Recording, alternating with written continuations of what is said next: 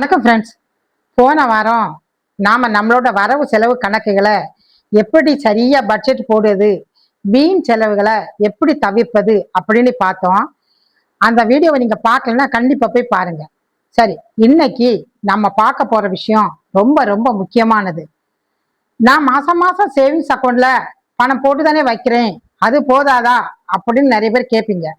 ஆனா உண்மையை சொல்லணும்னா உங்க பணத்தை சும்மா சேவிங்ஸ் அக்கௌண்ட்ல போட்டு வச்சா பணவீக்கம், அதாவது இன்ஃபிளேஷன்னால அதோட மதிப்பு வருஷத்துக்கு வருஷம் குறைஞ்சிட்டே தான் இருக்கும். அப்ப பணத்தை என்னதான் பண்றது? நாம தூங்கும் போதும் நமக்காக நம்ம பணம் வேலை செய்யணும். அதுதான் முதலீடு, இன்வெஸ்ட்மெண்ட் தேவை.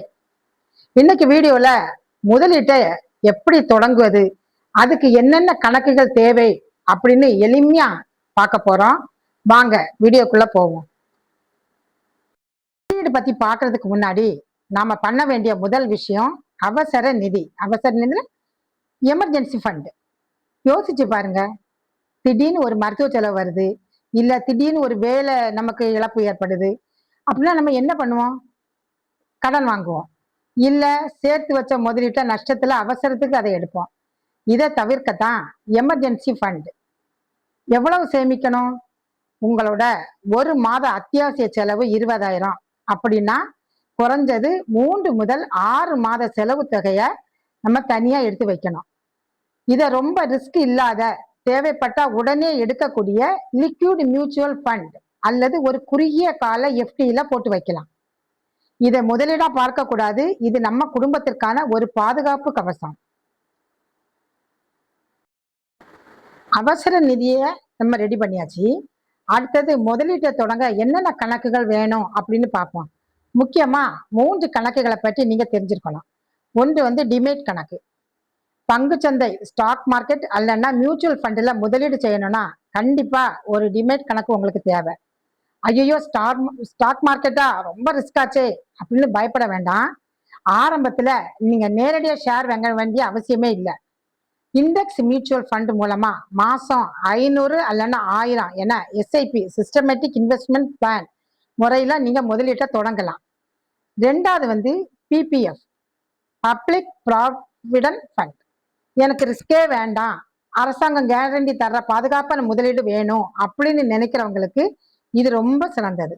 இதோட முதலீட்டு காலம் 15 வருஷம் தான். இதுல வர்ற வட்டிக்கு வரி கிடையாது, டாக்ஸ் ஃப்ரீ. செக்ஷன் 80C உங்களுக்கு வரி விலக்கு கிடைக்கும். மூன்றாவது தேசிய ஓய்வூதிய திட்டம், என்பிஎஸ், நேஷனல் பென்ஷன் சிஸ்டம். நாம ஓய்வு காலத்துல மாதம் மாதம் ஒரு குறிப்பிட்ட தொகை பென்ஷனா வரணும் அப்படின்னு ஆசைப்பட்டா என்பிஎஸ் கணக்கு ரொம்ப உதவியா இருக்கும். இதுலேயும் கூடுதல் வரி விலக்கு சலுகைகள் இருக்கு. இப்போ இந்த கணக்குகள் எல்லாம் எப்படி தொடங்கியது? இன்னைக்கு எல்லாமே ஆன்லைன் ஆயிடுச்சு. உங்களோட ஆதார், பான் கார்டு இருந்தாலே போதும், வீட்டுல உட்காந்துட்டே 10 நிமிஷத்துல ஒரு நல்ல டிமேட் கணக்க அல்லனா பிபிஎஃப் கணக்கோ மொபைல் ஆப் மூலமா தொடங்கலாம். முதலீட்டை தொடங்கும் போது 2 விஷயங்களை நினைவுல வச்சுக்கணும். சின்னதா தொடங்குங்க, பெரிய தொகை தேவையில்லை. மாசம் 500ல கூட நம்ம தொடங்கலாம். தொடர்ச்சி தான் முக்கியம். மார்க்கெட் ஏறினாலும் இறங்கினாலும் உங்க எஸ்ஐபியை நிறுத்தாம தொடர்ந்து முதலீடு செஞ்சுட்டே இருங்க.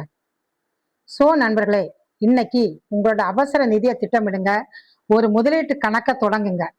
நீங்க ஏற்கனவே இத ஏதேனும் ஒரு அக்கௌண்ட் வச்சிருந்தீங்கன்னா, இல்ல புதுசா தொடங்க போறீங்களா அப்படின்னா எனக்கு என்ன கணக்கு தொடங்க போறீங்க அப்படின்னு கமெண்ட்ல சொல்லுங்க. வீடியோ பிடிச்சிருந்தா மறக்காம லைக் பண்ணி நம்ம ஃப்ரெண்ட்ஸுக்கு ஷேர் பண்ணுங்க. அடுத்த வாரம் நம்ம எதை பற்றி பேச போறோம் தெரியுமா? நம்ம வாழ்க்கையை முடக்கி போடுற கடன்களை பற்றி. கடன்ல இருந்து எப்படி சீக்கிரமா வெளியே வர்றது, அந்த சுமையை எப்படி குறைக்கிறது அப்படின்னு சூப்பரான வழிகளை அடுத்த வாரம் பார்க்க போறோம்.